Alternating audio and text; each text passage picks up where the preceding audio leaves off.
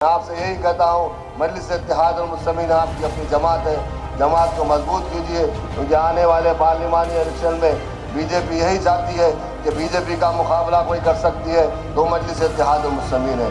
آپ لوگوں نے ٹی وی پر دیکھا، ایوان اسمبلی میں دیکھا، ایوان پارلیمنٹ میں دیکھا، کون ہمارے لیے آواز اٹھاتا ہے؟ ہندوستان کے مسلمانوں کے لیے کون آواز اٹھاتا ہے؟ ہندوستان میں ہر چیز پر آواز اٹھانے والی شخصیت آپ کے اور میرے صدر محترم بیرسٹر اسد الدین اویسی صاحب ہیں۔ یہ چیز بی جے پی کو اچھی نہیں لگتی، وہ چاہتے ہیں کہ صدر محترم کو مجلس کو کمزور کیا جائے۔ میں آپ سے یہی کہتا ہوں کہ آنے والے پارلیمانی الیکشن میں آپ مجلس اتحاد المسلمین کا ساتھ دیجیے اور صدر محترم کے ہاتھ مضبوط کیجیے، بھاری اکثریت سے مجلس اتحاد المسلمین اور صدر محترم کو کامیاب کیجیے۔ شکریہ، خدا حافظ۔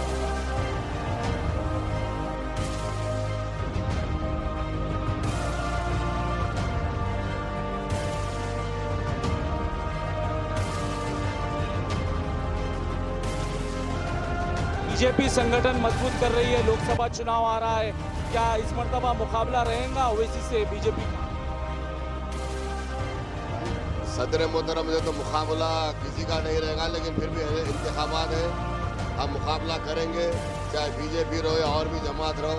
شروع سے ہم مقابلہ کرتے آئے ہیں، مقابلہ کرتے رہیں گے، اور انشاءاللہ تعالیٰ مجلس اتحاد المسلمین اب کی مرتبہ بھاری اکثریت سے حیدرآباد سے بھی کامیاب ہوگی، اورنگ آباد سے بھی کامیاب ہوگی، اور کشن گنج بہار سے بھی کامیاب ہوگی۔ اعوذ باللہ من الشیطان الرجیم، بسم اللہ الرحمن الرحیم۔ شہ نشیب پہ تشریف فرما صدر علی خدر نقیب ملت الحاج بیرسٹر اسد الدین اویسی صاحب ایم پی، علی جناب الحاج سید احمد پاشا قادری صاحب معتمد عمومی سابق رکن اسمبلی، میرے ساتھی رکن اسمبلی اور رکن ارکان کونسل، مجلس اتحاد المسلمین کے کارپوریٹرز، صدر و معتمدین، محبان مجلس، الحمدللہ آج آپ اور ہم سب مل کر مجلس اتحاد المسلمین کی 66ویں سالگرہ منا رہے ہیں، اور آج میں صدر محترم کو مجلس اتحاد المسلمین کی 66ویں سالگرہ کی مبارکباد پیش کرتا ہوں۔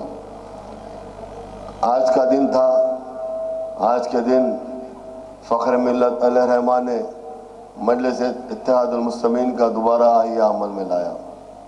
وہ دور تھا، اس دور میں لوگ مجلس اتحاد المسلمین کے جو بھی صدر قاسم رضوی صاحب کو پونا کی جیل سے رہا کیا گیا، کوئی مجلس کی صدارت قبول کرنے کے لیے تیار نہیں تھے۔ انہوں نے تمام اپنے اراکینوں کو بلایا، شورا کو بلایا اور کہا کہ میں چاہتا ہوں کہ آپ اس جماعت کی صدارت کو قبول کریں۔ فخر ملت نے مجلس اتحاد المسلمین کی قیادت کو قبول کیا۔ وہ ایک دور اندیش شخصیت تھی، لوگوں نے طرح طرح کی باتیں کی، لیکن مجلس اتحاد المسلمین کا کارواں آگے بڑھتے گیا۔ فخر ملت کے خواب کو سالار ملت نے پورا کیا۔ مجلس اتحاد المسلمین اس وقت بھی یہ کہا تھا کہ صرف سیاست میں حصہ نہیں لے گی، بلکہ تعلیمی اور معاشی میدان میں بھی حصہ لے گی۔ تو آپ دیکھیے آج جو ہمارے تعلیمی ادارے یہاں پر موجود ہیں، وہ فخر ملت کی دور اندیشی تھی جس کو سالار ملت نے پورا کیا۔ جب کالجز قائم کر رہے تھے، لوگ ہنسی اڑا رہے تھے کہ آپ کیا دارالسلام کے امری کے جھاڑ کے نیچے پڑھائیں گے۔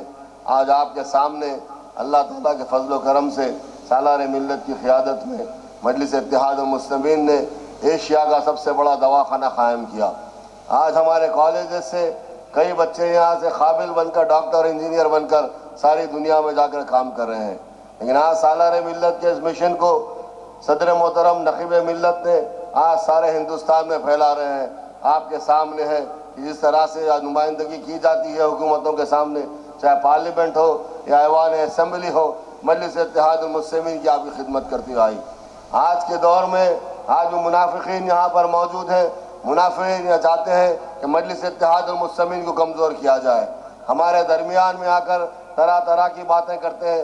میں آپ سے یہی کہتا ہوں، مجلس اتحاد المسلمین آپ کی اپنی جماعت ہے، जमात को मजबूत कीजिए, क्योंकि आने वाले पार्लिमानी इलेक्शन में बीजेपी यही चाहती है कि बीजेपी का मुकाबला कोई कर सकती है तो मजलिस इत्तेहादुल मुस्लिमीन है। आप लोगों ने टीवी पर देखा, ऐवान असेंबली में देखा, ऐवान पार्लियामेंट में देखा, कौन हमारे लिए आवाज़ उठाता है। हिंदुस्तान के मुसलमानों के लिए कौन आवाज़ उठाता है। हिंदुस्तान में हर चीज़ पर आवाज़ उठाने वाले की शख्सियत आपके और मेरे सदर मोहतरम बैरिस्टर असदुद्दीन ओवैसी साहब हैं। ये चीज़ बीजेपी को अच्छी नहीं लगती। वो चाहते हैं कि सदर मोहतरम को आज मजलिस को कमज़ोर किया जाए। मैं आपसे यही कहता हूँ कि आने वाले पार्लिमानी इलेक्शन में आप मजलिस इत्तेहादुल मुस्लिमीन का साथ दीजिए और सदर मोहतरम के हाथ मजबूत कीजिए। भारी अक्सरियत से मजलिस इत्तेहादुल मुस्लिमीन और सदर मोहतरम को कामयाब कीजिए। शुक्रिया, खुदा हाफ़िज़।